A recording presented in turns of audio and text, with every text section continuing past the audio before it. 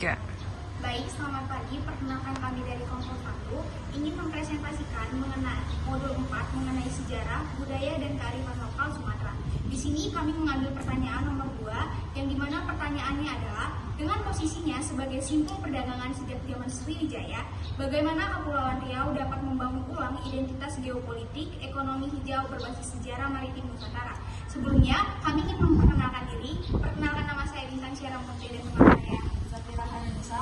Saya Timothy dari Universitas Butar. Saya Muhammad Sulardi. Saya Indonesia, saya Putri. Nah, pertama kali kami akan membahas mengenai sejarah maritim Nusantara di zaman Sriwijaya yang akan dibahas oleh Zafira. 1. Sriwijaya sebagai kerajaan maritim. Kerajaan Sriwijaya berdiri sekitar abad ke-7 Masehi di Sumatera, dengan pusat awalnya di Palembang dekat Sungai Musi. Posisi geografisnya sangat strategis, berada di jalur Selat Malaka dan Selat Sunda, dua jalur pelayaran internasional yang menghubungkan India dan Tiongkok. Karena letak itu, Sriwijaya berkembang menjadi simpul perdagangan utama di Asia Tenggara. 2. Pengendalian jalur perdagangan. Sriwijaya menguasai lalu lintas perdagangan laut melalui sistem thalassocracy atau kekuasaan maritim. Kapal-kapal dari India, Arab maupun Tiongkok yang hendak berdagang harus singgah di pelabuhan Sriwijaya untuk mendapatkan izin dan perlindungan. Sriwijaya mengenakan bea masuk dan menjual kembali komoditas sehingga memperoleh keuntungan besar.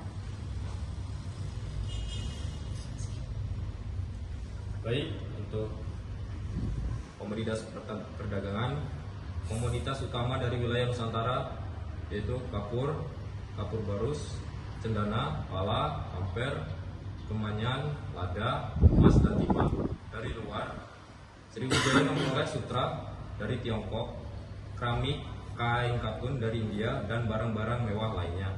Dengan begitu, Sriwijaya berperan sebagai perantara middleman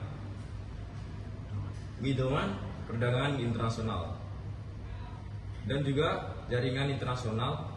Sriwijaya menjalin hubungan dagang dengan India, yaitu kain, rempah, agama Buddha, Tiongkok, sutra, keramik, diplomasi kekaisaran. Sriwijaya tercatat dalam kronik dinasti Tang dan Song.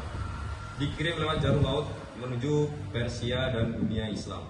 Hubungan dengan dagangan ini membuat Sriwijaya dikenal luas. Bahkan biksu Tiongkok I Taxing singgah di Sriwijaya tahun 671 Masehi untuk belajar bahasa Sanskerta sebelum melanjutkannya ke India.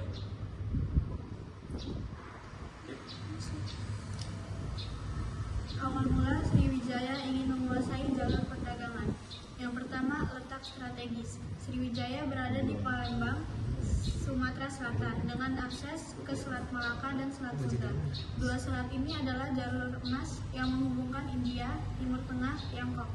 Yang kedua, motivasi ekonomi. Banyak kapal asing melewati perairan ini membawa rempah, sutra, emas, dan keramik. Kalau bisa menguasai jalurnya, Sriwijaya bisa memungut bea cukai dan mendapatkan kekayaan besar. Selanjutnya, dalam segi kekuatan laut, Kerajaan Sriwijaya telah membangun armada laut yang kuat untuk mengawasi jalur pelayaran. Mereka juga mendirikan pangkalan dan pelabuhan untuk tempat singgah kapal-kapal asing. Dalam segi politik dan diplomasi, Kerajaan Sriwijaya telah menjalin hubungan dagang dengan Tiongkok dan India.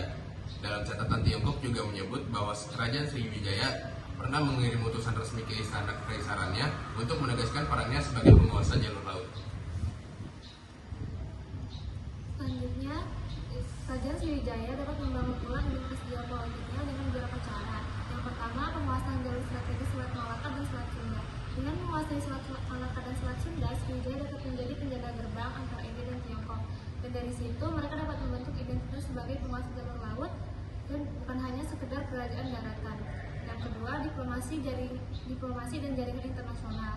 Sriwijaya dapat mengirim utusan dari Tiongkok untuk mendapatkan pengakuan politik dan legitimasi internasional, serta mereka juga menjalin hubungan dengan India tentang pusat agama Buddha. Yang ketiga, hegemoni budaya dan religi. Melalui penyebaran agama Buddha Mahayana, Sriwijaya menegaskan perannya sebagai pusat intelektual dan spiritual. Seperti tokoh Iping mencatat bahwa Sriwijaya adalah pusat belajar sebelum ke India. Nah,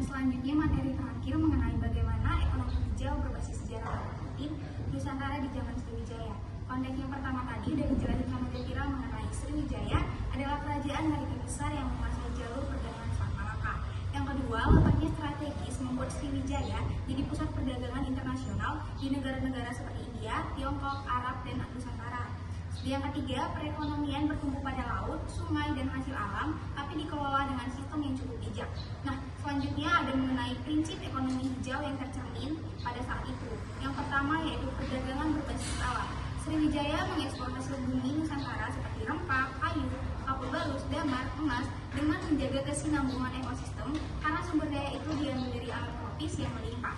Yang kedua, konektivitas sungai dan laut. Jalur sungai dipakai sebagai transportasi utama, minim penggunaan lahan berlebihan di bagian daratan. Dan yang ketiga, pelestarian ekosistem laut. Hutan bakau, sungai, dan pelabuhan alami dilestarikan karena menjadi penopang perdagangan dan perikanan.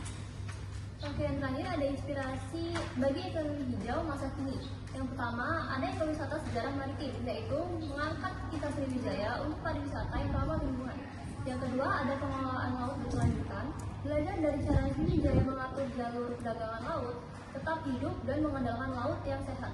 Yang ketiga, ada transportasi ramah lingkungan, mengembangkan kembali moda transportasi berbasis air seperti perahu tradisional dengan teknologi modern. Yang terakhir, ada branding Nusantara sebagai pusat maritim hijau, yaitu menyambungkan identitas sejarah dengan konsep ekonomi biru dan hijau. Baik, demikian materi yang bisa kami paparkan mengenai sejarah budaya dan kearifan lokal Sumatera dari pertanyaan nomor 2. Jika kami ada salah kata dan pengucapan, mohon dimaafkan. Terima kasih.